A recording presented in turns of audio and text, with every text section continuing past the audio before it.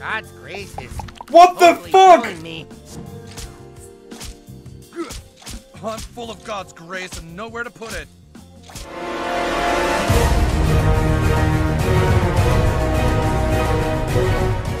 It's here.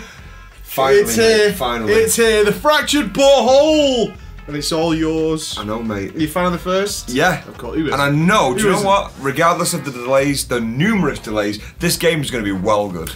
I am perfectly okay with when it's ready, it's ready. I'm fine with that, because if it came out and it wasn't right, that would have sucked. Yeah. So I'm good. So It's going to happen, mate. what more to say? Let's It's go. going to be great. What? I want to play it. Tough. Mine, mate. Select character.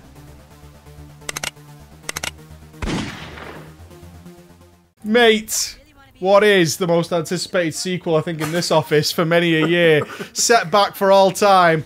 South Park, The Fractured Butthole. Amazing is what it is. Amazing. I think because of like how high I held the first one in regard, I thought this was going to be shite. Yeah, I mean, thanks to Twitch for giving us the press reviews. It was We actually did. Twitch themselves. We got it last minute. It's like, look, you can check this out like a day early under these conditions. So we all went battle stations, got it installed, got it ready, and went. For literally context, on they the saw you getting out of the car in the morning. I opened the door and said, get in here and give me your Uplay login, because you were down to play this one. Yes. The sacrifice was made. We both loved the first one, and regrets were had watching you play was through amazing. this, because not only were...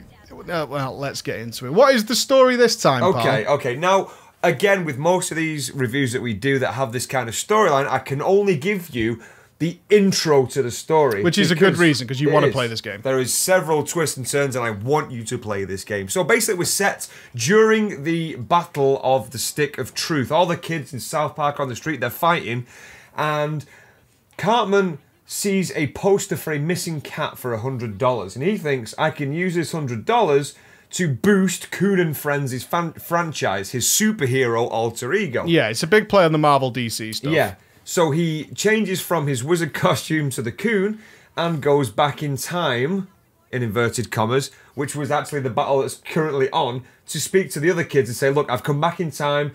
Coon and Friends need you. There's cats missing. There's crime all over South Park. We need to do it. His motive basically being to get this $100, boost his franchise, and be better than the Freedom Pals, which are the other kids of South Park who are actually in a better stead. Exactly. So this the kids role playing once again. They did the knights and old school, the knights and the warriors. Dungeons in the and Dragons Dungeons kind of and Dragons thing. in the first one. Yeah. Now they're going full superheroes. That's the premise. Yep. Off they go down to South Park, and It turns out, yeah, as soon as they all get into their superhero kit, you obviously got a bit of back and forward there. And then we found out that it's not just the fact that Cartman's trying to raise his profile against the Freedom Pals. We also find out that someone is deliberately increasing the crime in the city of South Park by putting drugs and alcohol. they're cheesing. They're cheesing, my friend. They're cheesing And, people, which is cat let's- urine if you're not familiar with South Park. It is, and let's just say this person, this mastermind, yeah, who is a familiar face, yeah, well, this is his endgame, yeah, he's played his hand. Yes, he has. But that's, obviously, that's, I want to put the line there, because the back and forward, the twists and turns, you know, the reveals on the reveals on the reveals of this game, while it's very memeish, but it feels right in this game. It does. They've taken some good notes story-wise from the first one. Is the main story is actually not the biggest part. Like in the first one, it was reasonably linear with some side stuff. Yeah. Right? I think that's fair to say. Is it was reasonably linear. This time, not so much. The side stuff is more. It's than so the main well story. integrated Yeah, as well. the side stuff is far more interesting. Yeah. That you 100%ed it, in fact. We did. We literally did everything in the game. The only one medal that we didn't achieve was playing through the game on the hardest difficulty as a black guy.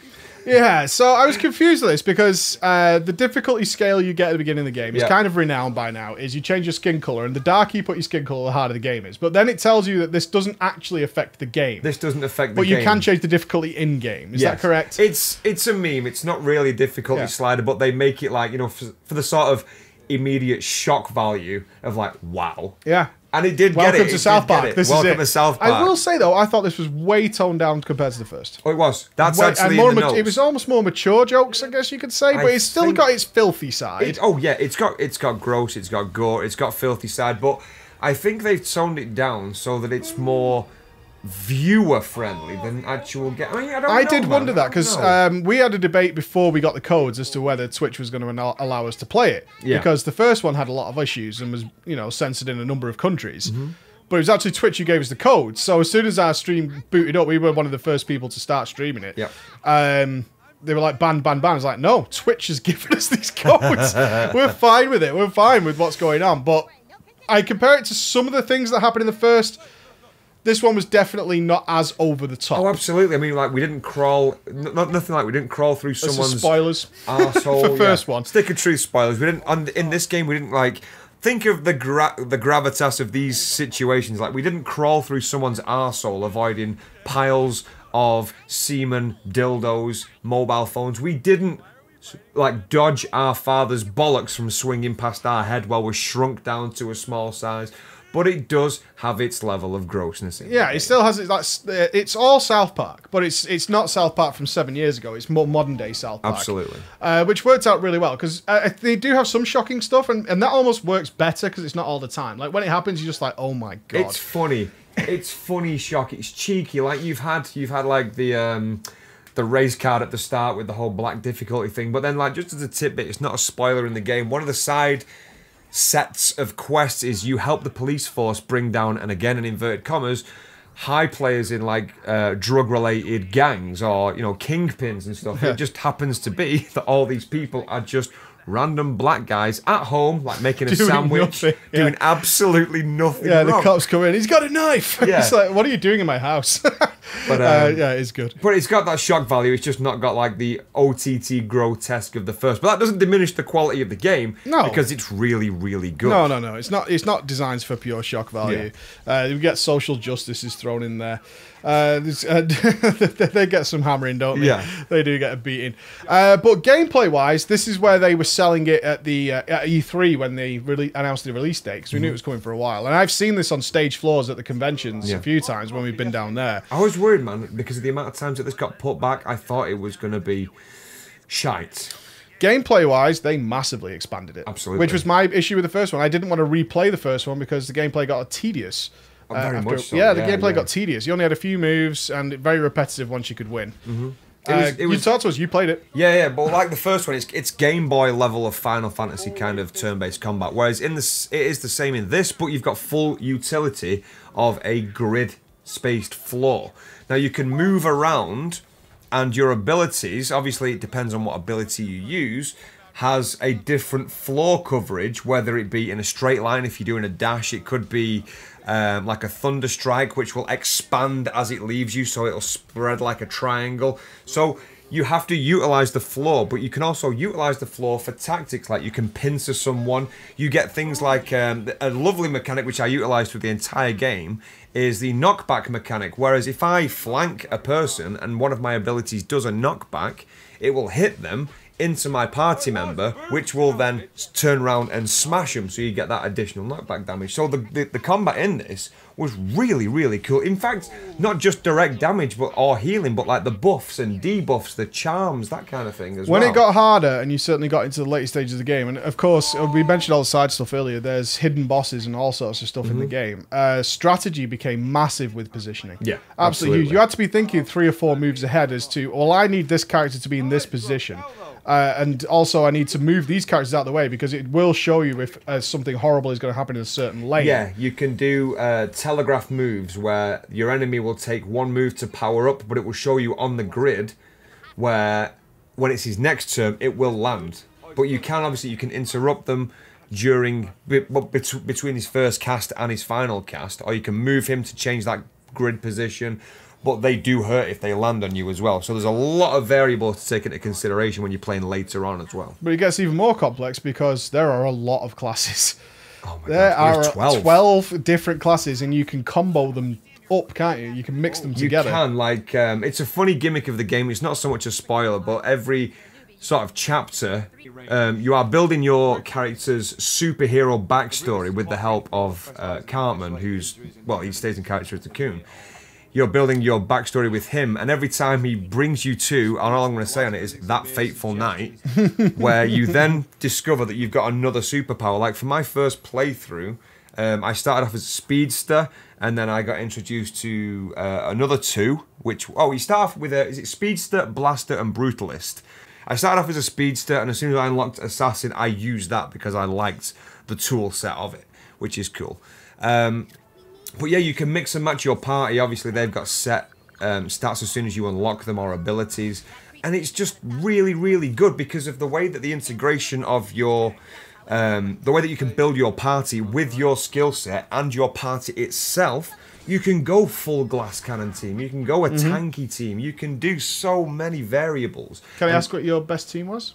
My best team at the end of it, I would definitely say that... this isn't... I'm going to say again... It's not a spoiler, it's the kids from South Park. So I had my character, which was full assassin, which was basically bleeds, invisibility, and repositioning of the enemy. Like if it was in melee range as well. On top of that, I started using the Coon a lot purely because his bleeds were super strong. And he had a AoE bleed for his ultimate ability. So he was good. But then later on, you can't use him. So I used Mysterion, who had a very overpowered ability. Oh, yeah. Now, Mysterion's Kenny. Yeah. And Mysterion's the only true superhero because he can't die. When he dies, he comes... Like, and this is the battlefield of the game. When he dies, he comes back as a ghost that can basically constantly debuff the enemies around it, can charm them, it can freeze them. He can't attack, though, can he? He cannot attack, but his ultimate as a ghost is to come back alive and heal everyone around him. Yeah, but almost like the ultimate support character. Exactly. He was very cool. Then I used Call Girl, who was Wendy, which is hilarious. She uses technology. The power of social media. Yeah. So Wendy's more of a range character, but she's a tanky range character. You can use your phone to dox someone and make their phone explode at range to drop their defense. And she got a taunt ability where she'll taunt an enemy, which makes them have to target her, but she puts a complete shield up, so they can't do nothing about it. Outside of those two, I usually used Captain Diabetes because he was genius. Captain Diabetes. Captain Diabetes was genius. He had a decent set of knockbacks. He could shield himself, but he's not a tank, but he had a lot of damage with self-shielding. So if you were beating the crap out of them, you could choose abilities that did slightly less damage to gain your shield as well, depending on what you're fighting. So I usually use those four, but the other characters are very, very cool as well. It was nice to pick and choose around based on what your main character was to sort of balance it out. And you can respec as well. At any point you can respec. Yeah, you just go to the Coon's lair and you basically speak to Cartman. He will change your backstory, which can change your spec in game, which is awesome. It's so good because you can very quickly regret your character choice. Absolutely, on the first screen of the game. You're not, you're not restricted by locked-in talents or locked-in abilities. Even if you did respec, you just completely respec, and you're good to go. But what about the outfits, Andy? Oh, don't even speak to me. I got all the outfits in the game. Because the outfits were a very big part of the first one as well. But this time they have just gone. They've got OTT, but in a beautiful way. Yeah, there's hidden outfits. There's outfits that you can craft. There's quest rewards, side quest reward, main quest reward outfits. And there's so many variants. In fact, over this point right now, I'm going to put a picture of all the outfits that I had on during my playthrough. It was endless, and then to the point where eventually I basically unlocked a Deathstroke / Slade Wilson outfit, which I finished the game in. But it's awesome. You can change the colours, the combinations, all of it. It was really, really cool. And they've still stuck to the things I think people really like from the first one, which is there's lots of puzzle solving to be done, which generally involve your buddies having some combo with you. Because you are still the new kid. You are playing the same character from Stick of Truth. But this time they've done the twist like what more kids would probably do these days. So a big part of the game is like getting social media followers. Like on Coonstagram. On Coonstagram. Yes. He's trying to get followers, and that follower level gives you influencer power, which means you could talk to more important people. Yes. And there are still those various areas of South Park that are locked off until much later in the game. And you have to progress around, and sometimes you're running into puzzles where it's like, okay, I can't do that now, so I need to note back when to come back and do that. Yes. And there's collectibles which involve, am I saying it right? It's the Yowies. Yowies, mate, yeah. The Yowies are... A guy collects Yowies in South Park, and every 10 that you give him, I think it's 10 or it's around 10, I think it may vary, But every couple that you give him, he will give you a reward. It could be crafting materials, it could be a new outfit. But the Yowies in the game are themed around the love between Tweeg and Craig. And what is a Yowie, Andy? a Yowie is I think it's Japanese, it's a drawing. You know, like a very sort of I want to say friendly hentai. All right? I want to say friendly hentai. Safe for work hentai? Yeah, friendtai, let's say. Friendtai. It's a safe for work hentai. They vary these pictures, though. It could be between them sat down on the couch laughing, eating popcorn. It could be pictures of them cuddling as, like, half human, half foxes. It could be pictures of them having gay sex. We had it all. The beauty of this is, obviously, your inventory system works on your phone, and you can change the wallpaper to said collected Yowies. You did, indeed. You did collect them all. There was a big hunt for the final Yowie. There was. We had, you know what? We had the chat. We had you. In fact, that's actually part of my cons, which we'll talk about shortly, is the tracking of the game. But it doesn't matter anyway. So, gameplay, loved it. Variety, loved it. The side stuff in the game blended in really nicely with the main game. Love that. The length of the game itself, to 100% the game without doing that second playthrough for the last achievement, actually, which obviously is a different thing. We did it in, I think, like 10 seconds short of 28 hours in total it was. Not bad. Not bad. Not bad for a game that you do that kind of time because you want to do it. It's got replayability. Yeah, it was non-stop playing. Like, it was like, I just want to keep going and going and going. Yep. That's what it's about there. Yep. The cons then, what are the negatives here? So, the only two cons that I've really got in this is, and obviously we can't really touch on this, the ending was dog shit. It was abrupt. It was, my thing is this, is the end was abrupt, but the cynic in me says it's because of DLC. But you know, I don't think it is on the flip side. I'm sort of 50-50. It feels like it's abrupt for the DLC, but 50% feels like it was just the way it was meant to end. I can see why it feels that way, because there were other parts where the game could have ended and would have felt more resolved than the actual ending. I think that's why you get left with that feeling. Is there's loads of bits where it's like, is that the end? Because I'd be kind of happy if that was the end. But they do but it keeps going. Marvel kind of after the credits scene as well. Yep. And that scene, even though, again, it didn't offer any sort of additional we didn't really need closure. We got it at that point. I don't even know what I was expecting, just a better ending, I guess. Yeah. But that scene after the credits, if they did do DLC, I'd be very excited if they did it based on that. Yes. So that was cool. The only other thing that I've got in terms of a con is the tracking of the collectibles was an absolute nightmare. Yeah, I don't understand this. Like, if you've finished the main story and you've certainly got, say, because you ended up in a situation where I think you had 38 of 41 Yowies. Yeah, I remember. Which means, and this game actually has a grading system. So your first 10 will get you from novice to expert, and then I think another 10 gets you from like expert to master. And then you're going for the final try. Mm-hmm. By that point, you would think you would unlock something that would say, these are the ones that you're missing. But you know, something, because even Blood Dragon did that, and Assassin's Creed does that. We can put that in a sort of a ladder of what we'd expect, because we'd expect, I mean, for me, basically, I'd expect, like, you know, like blanks on a map sort of thing, like a collection of lists with the photo of what you've collected with the name underneath.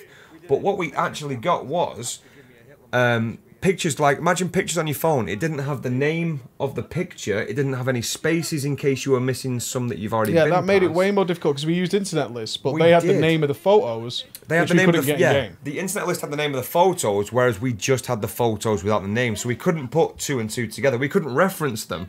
Because once you've got that revealed name, you don't see it again. The silly thing is, the Yowies in particular, so there's a number of things to collect. There's Yowies, these memories, which I remember. The memories were really funny. And there's a few other items to collect. But in one of the children's basement, there is a map pinned to a wall which shows the location of all the Yowies in the game. Yes. But it doesn't update in any way once you've collected them. It just says there are Yowies in all these locations, which is pretty much every building in South Park. You're expected to write down or make a list of where you've explored or where you've found. I mean, you can't even do a list of where you've found. But your character, what I would say to that is your character should know where he's already picked one up and be crossing them off the list. That'd be cool. Because in a real world sense, like, I know that I've got one from there, so therefore that one's done, right? That even makes sense in a real world scenario. Absolutely. In a game that does rely a little bit on doing some collectibles to get the really silly stuff, because it is silly stuff. There's nothing, I'm trying to think if there was anything mega for doing the collectibles. I don't think it was mega, but it was nice touches.